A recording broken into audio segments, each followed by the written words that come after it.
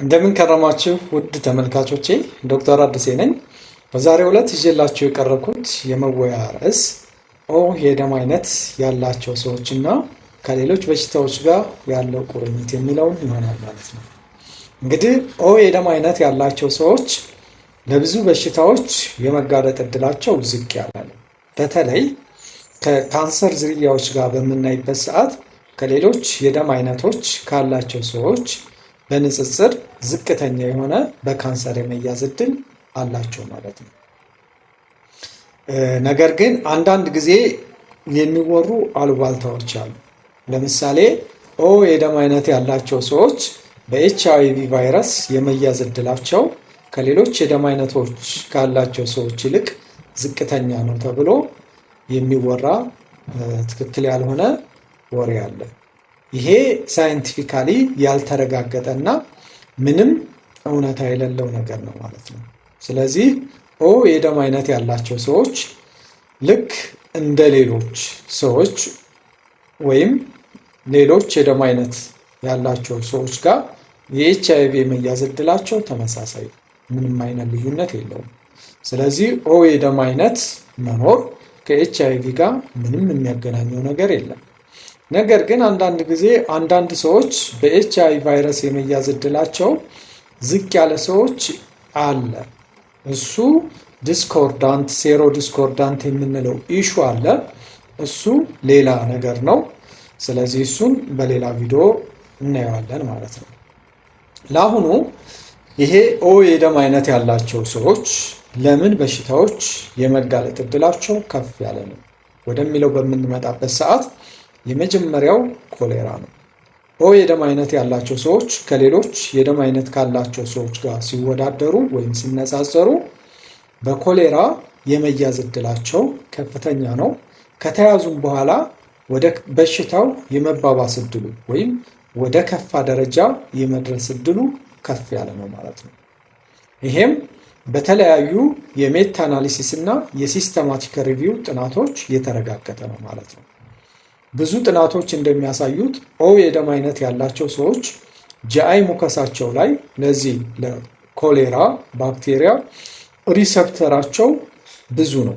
ከሌሎች የደም አይነት ወገኖች ጋር ሲወዳደር የአይ ሙከሳው ላይ ያለው ሪሴፕተር በዝቶ ተገኝቷል። ይህም በቀላሉ ለበሽታው የመያዝ እድላቸው ከፍ እንዲልና ወደ ከፋ ደረጃ በሽታው እንዲደርስ አስተዋጽኦ አለው ማለት ነው። ሁለተኛው እንግዲህ ቱበርክሎሲስ ወይም ቲቢ የምንለው በሽታ ነው። አሁንም ኦ የደም አይነት ያላቸው ሰዎች ከሌሎች የደም አይነቶች ካላቸው ሰዎች ጋር ሲነጻጸሩ በዚህ በቲቢ የመጠቃት እድላቸው ከፍ ብሎ ተገኝቷል ማለት ነው። ሶስተኛው የጆሮ ደግፍ በሽታ ወይም መንፕስ የምንለው መንፕስ የልጅነት ጊዜ በሽታ ነው። ይሄ መንፕስ ወይም የጆሮ ደግፍ በሽታ ኦ የደም ወገን ያላቸው ልጆች ላይ ሪስካቸው ወይም የመያዝ እድላቸው ከፍ ብሎ ተገኝቷል ማለት ነው።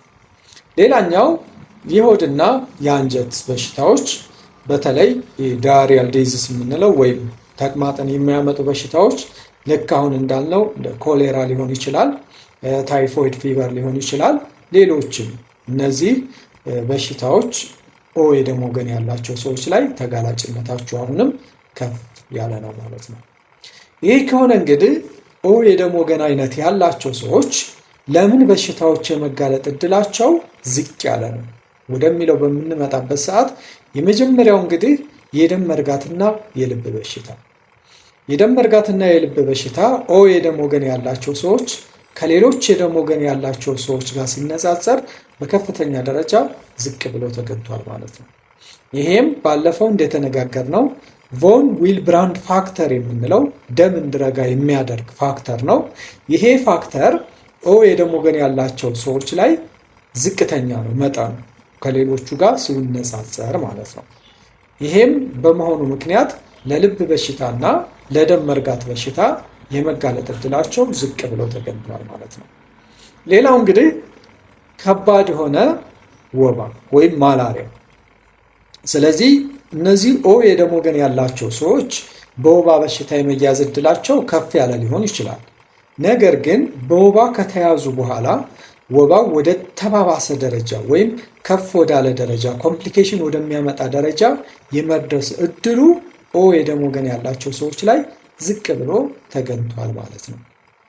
ከዛ በተጨማሪ እንግዲህ የኮሮና ቫይረስ ወይም ኮቪድ-19 ላይ በተለይ በአውሮፓ በተጠኑ ጥናቶች የሚያሳየው ምንድነው? ኦ የደም አይነት ያላቸው ሰዎች በኮሮና ቫይረስ የመያዝ እድላቸው ዝቅ ያለ ነው። ከተያዙም በኋላ ደግሞ ወደ ከፋ ደረጃ በሽታው የመድረስ እድሉ ዝቅ ብሎ ተገኝቷል ማለት ነው። ስለዚህ እነዚህ ኦ የደም አይነት ያላቸው ሰዎች ተጋላጭነታቸው ዝቅ ያለባቸው በሽታዎች ናቸው። ከካንሰር አይነቶች ስናይ እንደ ጥቅል ከሌሎች የደም አይነት ካላቸው ሰዎች ጋር ስናወዳድረው ኦ የደም አይነት ያላቸው ሰዎች በካንሰር በሽታ የመያዝ እድላቸው ዝቅተኛ ሆኖ ተገኝቷል። በተለይ እነዚህ የጨጓራ ካንሰር ወይም ጋስትሪክ ካንሰር የምንለው፣ የጣፊያ ካንሰር፣ ፓንክሪያቲክ ካንሰር፣ የአንጀት ካንሰሮች አሉ። እነዚህ ኮሎኒክ ሲኤ የምንላቸውና ሌሎች የካንሰር አይነቶች ኦ የደም ወገን ያላቸው ሰዎች ላይ ሪስካቸው ወይም ተጋላጭነታቸው ዝቅ ያለ ነው ማለት ነው። ስለዚህ ከካንሰር ዝርያዎች እንደ ጥቅል በምናይበት ሰዓት ከሌሎች የደም አይነት ወገን ካላቸው ሰዎች ይልቅ ኦ የደም ወገን ያላቸው ተጋላጭነታቸው ዝቅ ያለ ነው ማለት ነው። ለዛሬ ያለኝ ይህንን ይመስላል። ስላዳመጣችሁን እጅግ አድርጌ አመሰግናለሁ። ሰብስክራይብ፣ ፎሎ፣ ሼር፣ ላይክ ማድረጋችሁን አትርሱ።